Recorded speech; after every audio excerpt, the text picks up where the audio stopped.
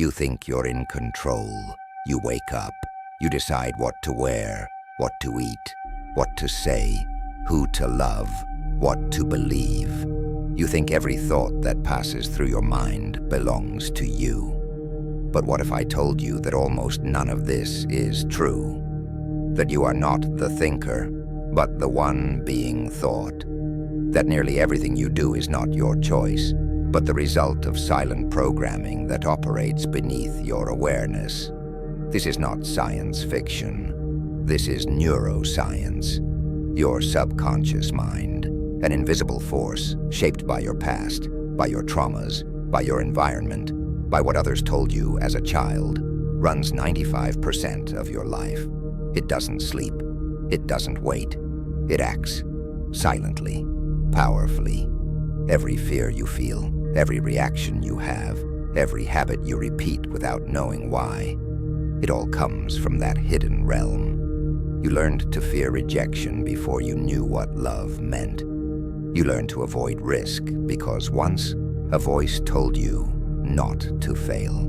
Now you call it your intuition. You think you are cautious, wise, rational, but really you're just conditioned. The subconscious speaks a language you never learned, and yet it shapes everything you are. And the most dangerous part, you almost never notice it. You confuse your reactions with your personality. You call your patterns fate. You name your traumas just the way I am. But the truth is more complex. The truth is, you are asleep, dreaming your way through a life that feels real but is guided by shadows. Shadows that whisper who you should be, who you shouldn't, what you should want, what you must fear. The subconscious is not evil. It was designed to protect you, but in protecting you, it can also imprison you. Like a loyal dog that bites anyone who comes too close. Like a castle wall that becomes your cage. So the question is no longer, who am I? But, who programmed me to be this? Because if 95% of your choices are made before you're even aware of them, what does that say about free will? What does that say about your story? And what happens when you finally turn the lights on in that dark room inside your mind? Before you even speak, your subconscious already knows what you're going to say. Before you decide, the choice is already made. You don't notice because your conscious mind is like a commentator, late to the game, narrating the moves after they've already happened. Neuroscientists have measured the gap. They've seen it in brain scans. Your subconscious activates seconds before you become aware of a decision. It's not a theory, it's a fact. Your mind is a palace with locked rooms you've never entered. Every experience you've had, every emotion you've buried, every pattern you've repeated, they live there, shaping you in silence. When you were a child, you absorbed everything like a sponge. You had no filter. Your brain was in a hypnotic state. That's when the programs were written. If someone yelled at you, your subconscious wrote, "I am not safe." If someone abandoned you, it wrote, "I am not lovable." These beliefs became the background code of your reality. You grew older, but the code remained. And now you wonder why you fear intimacy, why you sabotage success, why you never feel enough. It's not weakness, it's not bad luck, it's the subconscious running old scripts.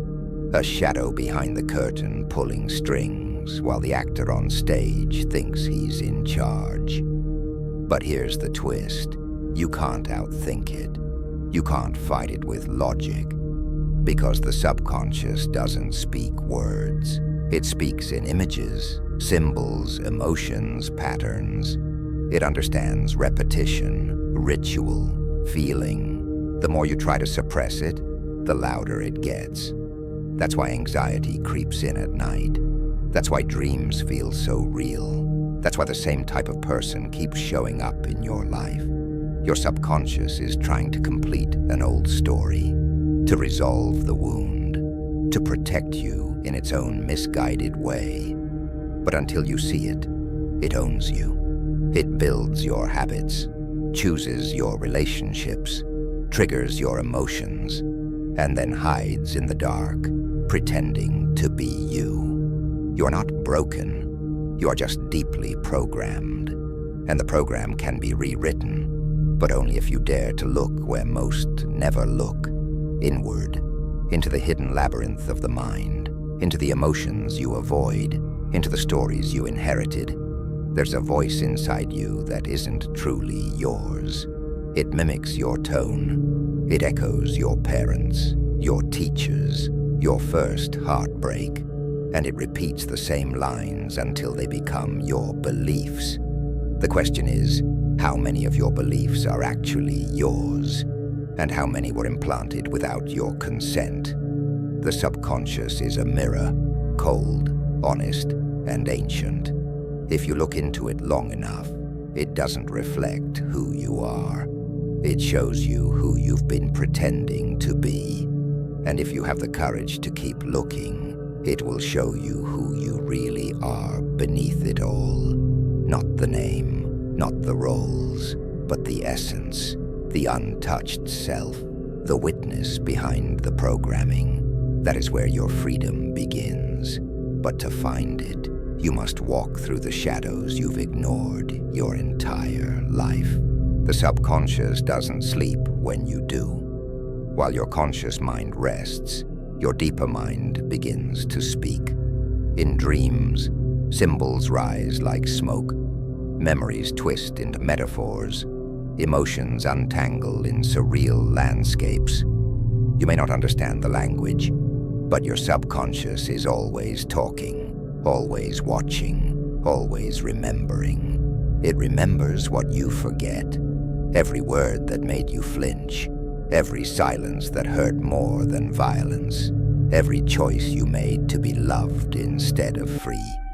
It stores it all in the vault beneath your awareness, filing away the pain, the joy, the shame, the desire. And from that hidden archive, it constructs your present. It decides who you trust, who you fear, what you avoid, what you chase. You don't realize you're chasing ghosts, fragments of unfinished stories. You're not afraid of failure. You're afraid of how failure felt when you were 6. You're not angry at your partner. You're angry at someone else wearing their face. This is the trick of the subconscious. It doesn't live in time. It responds to now with the wounds of then. And you, unaware, act out the same loops. Patterns dressed as personalities. Defense mechanisms disguised as wisdom. You call it your gut feeling. But whose gut wrote the feeling? Was it your adult self, or the child who never healed? The subconscious is not linear. It doesn't move forward. It spirals. That's why lessons repeat. Why you meet the same story in different bodies. The universe is not punishing you. Your subconscious is repeating what it knows until you finally learn what it means. You attract what you are ready to face, not what you want, what you need. And if you resist, it pushes harder. A whisper becomes a shout. A dream becomes a breakdown. The lesson will grow in intensity until it breaks through your numbness, until you remember what you tried to forget. This is not cruelty. This is alchemy. You're being asked to transmute the past into presence, to turn fear into awareness, pain into truth. And to do that, you must sit with discomfort, not escape it. Observe it, speak to it. You must ask your fear, whose voice are you? You must ask your doubt, what are you protecting me from? You must become the curious witness to your own inner world. Because once you shine light into the unconscious, it loses its power to control you. And that's the paradox. What hides in darkness only controls you as long as you refuse to see it.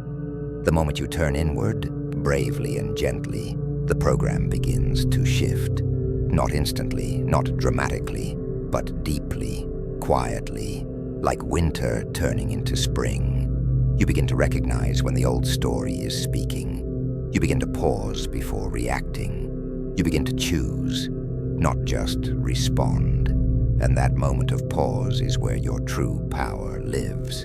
In that space, you are no longer the puppet of your past. You are the author of your future. But you must keep walking into yourself. Keep listening to the silence. Keep trusting the strange, slow unfolding of your own healing. The subconscious is not your enemy. It's your forgotten self, asking to be remembered. There's a door inside you that most never open. Behind it is everything you locked away to survive. Every scream you silenced, every tear you hid, every part of yourself you were told was too much, too loud, too strange. These parts didn't disappear. They became shadows in the subconscious, and now they speak in disguised ways. In the panic you can't explain, in the anger that explodes without warning, in the sadness that visits without cause. These are not flaws. These are messages. Your subconscious doesn't punish, it protects. It built walls to keep you safe when you had no choice, but those walls became habits, and those habits became identity. So now, even when the threat is gone, the patterns stay. You push away love because once love meant pain. You overthink because silence once felt dangerous. You stay small because standing out once brought shame. The subconscious does not know the present. It only remembers the past. And if the past was filled with fear, then every new beginning feels like danger. Even joy can feel unsafe when you've known chaos too long. That's why people sabotage good things. Not because they don't want them, but because their subconscious doesn't believe it's safe to have them. Healing is not about becoming someone new. It's about remembering who you were before the world taught you who to be. The subconscious holds that original self, the unfiltered, unafraid, untamed version of you. And you can meet them again, but you must go where you've been afraid to go, into the silence, into the stillness, into the uncomfortable truths. You must slow down enough to hear the whispers. The subconscious speaks softly, like a dream just before waking. It tells you what you need, not what you want. It shows you the truth, not the fantasy. And sometimes that truth is hard. Sometimes it breaks what you thought was real. But in the breaking, you are set free.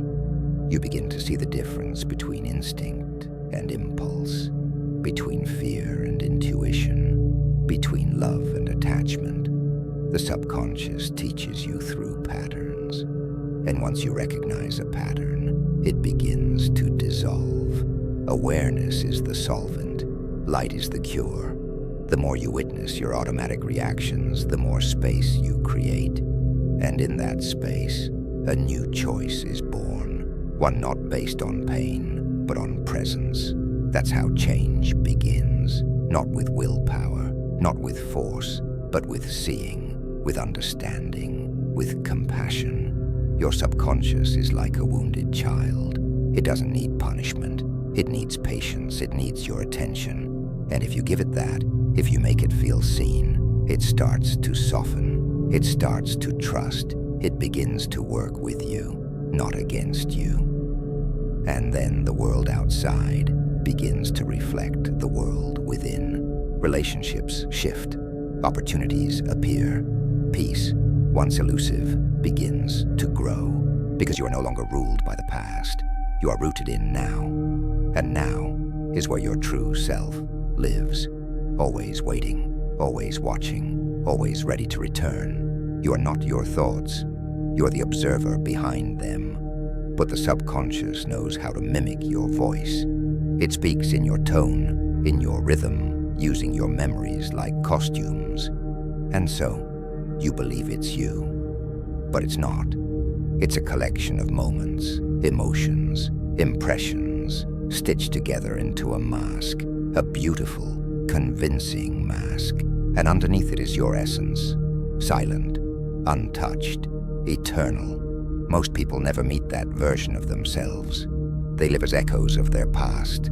They react instead of respond.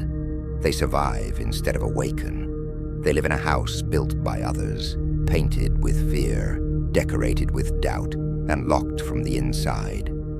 But that lock was never real. It was made of unexamined beliefs, unquestioned pain, forgotten truths. The key has always been in your hand. To use it, you must ask yourself one question. What if everything I believe about myself is just a story I inherited? A story passed down by scared people, hurt people, unaware people. And what if I can rewrite that story? Not in words, but in choices, in presence, in courage.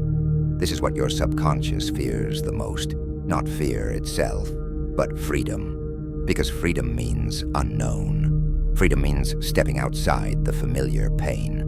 And pain, no matter how much it hurts, is predictable. It's safe. It's home. But growth demands exile. It demands you leave the known behind. That you walk into yourself like a stranger. That you let the old identities fall away. And in their place, something ancient rises. Something you were before the world named you. Call it soul, call it awareness, call it truth. It doesn't matter. What matters is that it's real, and it's been whispering to you for years. In the quiet moments, in the stillness, in the dreams. That voice is not loud, but it is clear. It says, you are not your wounds. You are not your failures. You are not your fears. You are the sky, not the weather. The observer, not the storm. And once you realize that, the subconscious begins to shift. It stops screaming. It starts listening. It stops controlling. It starts serving. Because that is its true purpose, not to imprison, but to protect. And when you show it, there's no longer danger. It relaxes. It releases. It evolves. This is not the end. This is the beginning. The moment you stop living on autopilot. The moment you stop playing out old scripts. The moment you remember, you are the author, and every breath is a new sentence. Every thought, a new line. Every choice, a new chapter. You no longer need to be ruled by the past. You can choose presence. You can choose clarity. You can choose truth. Not the truth they taught you. The truth you feel when you are completely still. That truth lives in your body, in your heart, in your being, and it's been waiting for you. You are not asleep. You are waking up, slowly, gently, radically, and as you awaken, the subconscious becomes your ally. No longer a hidden enemy, but a loyal companion. No longer the shadow in the mirror, but the light behind your eyes. And from that place, clear, conscious, whole, you can finally live not as a program, but as a presence. Not as a reaction, but as a revolution. This is how you take back your life. Not by force, not by control, but by remembrance. And in that remembrance,